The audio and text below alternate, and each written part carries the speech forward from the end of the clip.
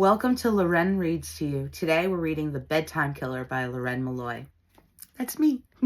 So make sure you're following or subscribing wherever you're watching or listening to this. And if you haven't listened or watched chapters 1 through 27 yet, you might want to pause this and save it and come back to it after you do. Up to you. But otherwise, if you're ready, get comfy, get cozy, and let's get into this. Chapter 28.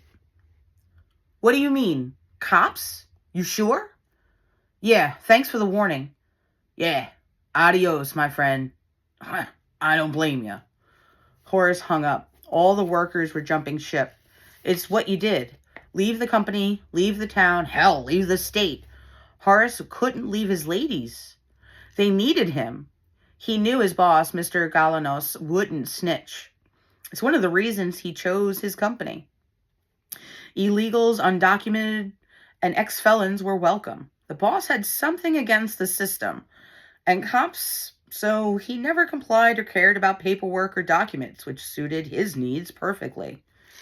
The problem was now he can't just show up as a good-looking landscaper. The client list would be easier to get.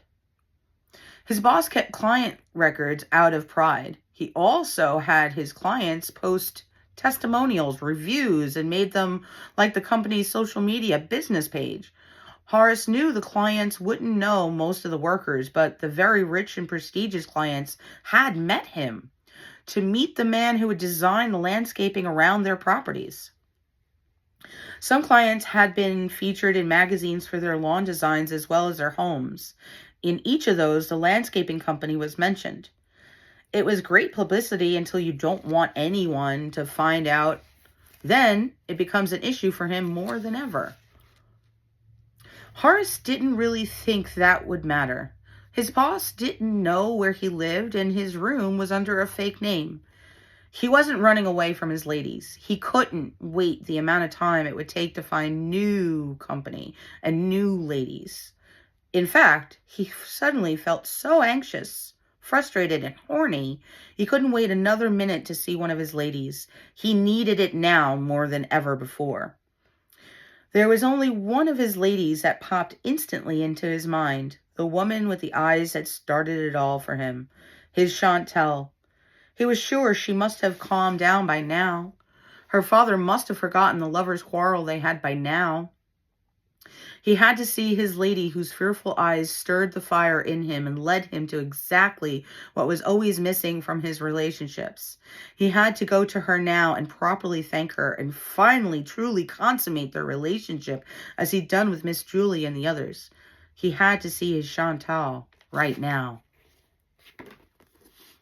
That was chapter 28 of The Bedtime Killer by Loren Malloy.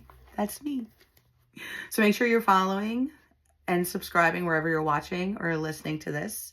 And if you're enjoying this book, make sure you check it out on Amazon in paperback and Kindle. It's available there with the 20 plus other books that I have published. And remember, this book, every chapter is from the point of view of either the killer, the victim, or the police.